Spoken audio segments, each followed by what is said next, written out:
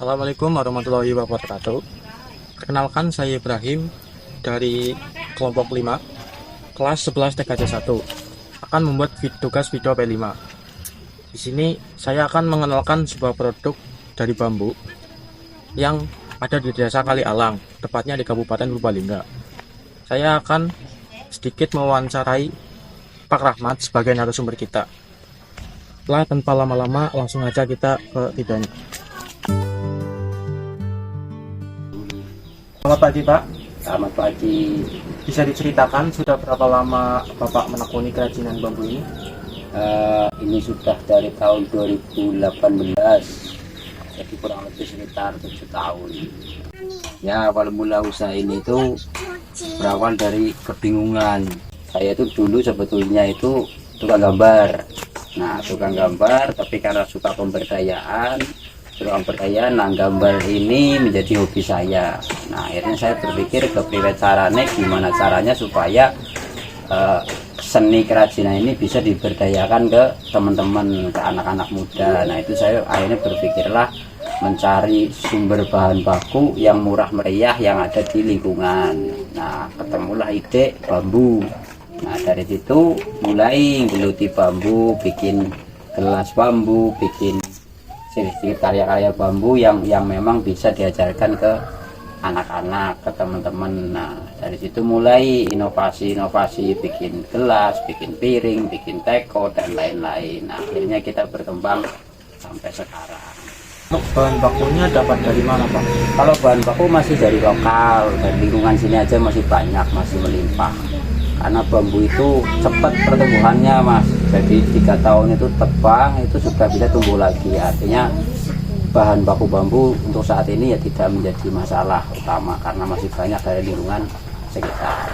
Kemudian produk dari bambu apa saja yang bisa dibuat oleh Bapak?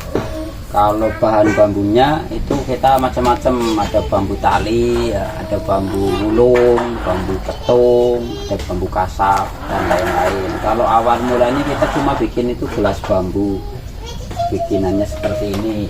Nah, seperti ini gelas bambu itu dari bambu kasar, bambu gulung.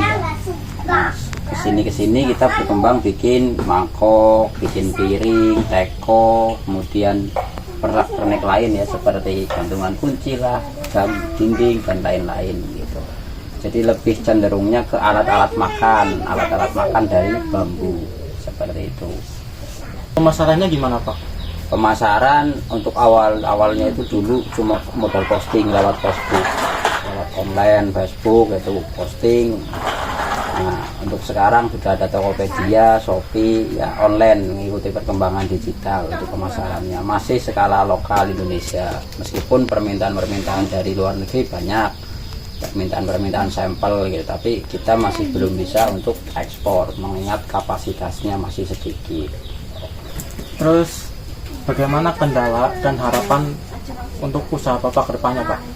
Kalau kendala kita lebih ke SDM, karena memang kita di desa. Nah, kendalanya itu kita mengajarkan untuk untuk berkarya yang layak, bagus, modern, yang bersaing dengan daya pasar modern ini. Memang kita perlu ekstra mengajarkan SDM ya, anak-anak. Itu kendalanya.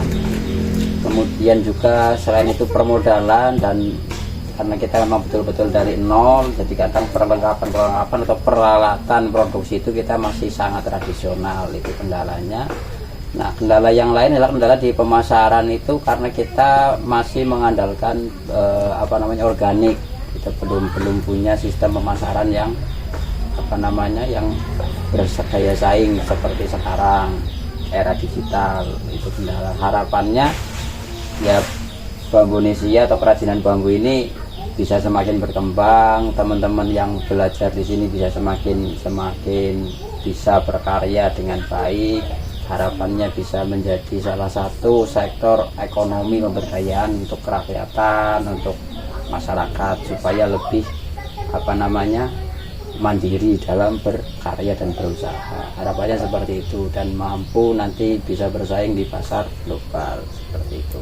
Oke, baik, terima kasih ya Pak atas waktunya. Semoga usaha Bapak kedepannya makin berkembang. Ya siap, sama-sama Mas, semoga berkembang bersama.